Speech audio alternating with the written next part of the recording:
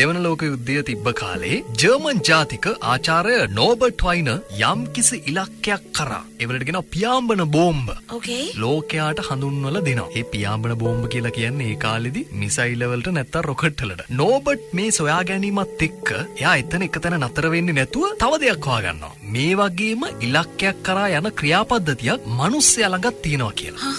මිනිස් ස්නායු පද්ධතියේ තියෙනවා කියලා. මොනවා හරි දෙයක් අහුල ගන්න ඕනේ කියලා ඔයාට හිතුනොත් ඔය පෑන බිමට දාලා. ඒකම ඔයාගේ අත පල්ලෙහාට යනවා නේද? කොන්ද නැමෙනවා, අත පහළට යනවා, බෙල්ල පාත් වෙනවා. ඒකෙත් ඔයා පෑන නැතුව වෙන දේවල් නෙමෙයි අහුලගන්නේ. හරිම ඉලක්කයට ඔයාගේ අත යනවා නේද? බලන්න එතන වෙනදී හරිම ඉලක්කයට අත යනවනේ. මුලින්ම සිතුවිල් අහුල ගන්න ඕනේ කියන චේතනාව ක්‍රියාවට නැංගුවා. ඒ ආපු පණිවිඩය ක්‍රියාත්මක කරන්න ශරීරයයි අතයි මෙහෙයුව ස්නායු පද්ධතිය. හරියට හරි. පොඩි ළමෙක් ගන්න. එයා පොඩි කාලේදී මොනවා හරි දෙයක් අහුල ගන්න කොච්චර වෑයම් කරනවද? ඔව්. එයා අහුල ගන්නෙත් හරි දේද? නෑනේ. එයාට අනවශ්‍ය දේවල් නේද අහුල ගන්න. ඔව්. කායික වෛද්‍යවරයෙක්ට විතරයි අත්‍තරම කියන්න පුළුවන්. එහෙම වරද්ද හරියට වැඩේ කරද්දී ඒකට උදව් වෙන මාංශපේශී මොනවාද කියලා. අපි දන්නේ නැහැ දැන් අත පල්ලෙහාට කරාට පස්සේ මොනවාද ඒකට උදව් වෙච්ච මාංශපේශී කියලා. නෑ. ඒකට අවශ්‍ය කරන ස්නායු මොකක්ද කියලා අපි දන්නේ නැහැ. අපි පහත් වුණා ගත්තා. අපිට අවශ්‍ය වෙලා පෑන විතරයි. අලුත් ගෙදරකට යන අය ඒගොල්ලෝ පදිංචියට හුරු වෙන්න සති 3කට වඩා යනවා කියනවා. ඒ කියන්නේ මිනිස්සෙක්ට යම්කිසි දෙයක් ගැන යටිසිතේ තැන්පත් වෙන්න දවස්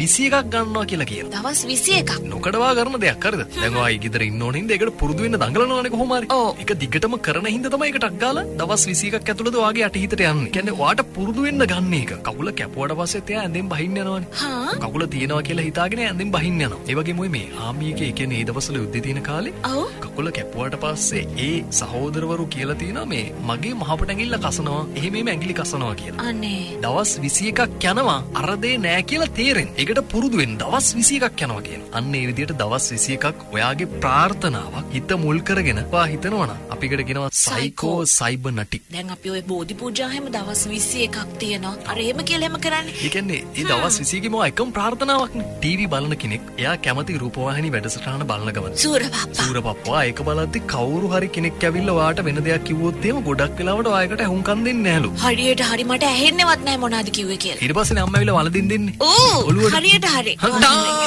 හරියටම හරි. ඔබට ඇහුන්නේ නැද්ද මෙච්චර වෙලා කියන මෝටරේ වහන්න කියලා? අන්න අරක ඇතුලේ ඉන්නේ. එයා කැමතිම තැන බලන කියන ලියන ගමන් ඉදිද්දි වෙන කෙනෙක් කියන කිසිම දෙයක් ඇහෙන්නේ නැහැ කියනවා. මොකද ඒ වෙලාවේ අර සයිකෝ සයිබර්නටික්ස් පද්ධතිය ඔයාට වැදගත් කියලා හිතන කොටසට අවධානය යොමු කරලා තියෙනවා. හිත මුල් කරගෙන යම් කිසි දෙයක් කරනවා නම් තමයි අපි ඒකට කියන්නේ සයිකෝ සයිබර්නටික්ස් කියලා. අන්න ප්‍රශ්නේ ඉතින් අවුරුදු ගාණක් ගිහිල්ලා තාමත් මේ බල සම්පන්න චිත්ත බලෙන් ඔව්. ප්‍රයෝජනයක් ගන්නෙ නැති මිනිස්සු 90%ක් ඉන්නවා කියලා කියනවා. හිතන්නකෝ භාෂාවක් කියලා. ඒ දේ සම්බන්ධව ඔයාගේ ඔළුවට වැඩිපුරත් එක්ක දාගන්න ඕන නම් දවස් 21ක් ඒක ගැනම හිත ඒ දවස් 21 ඇතුළත ඒක සම්බන්ධ දේවල්ම කතා කර පාඩම් ඉගෙනගෙන පුළුවන් තරම් ඒ පැත්ත ගැනම හිත යම්තාක් දුරකට පුළුවන් වෙනවා.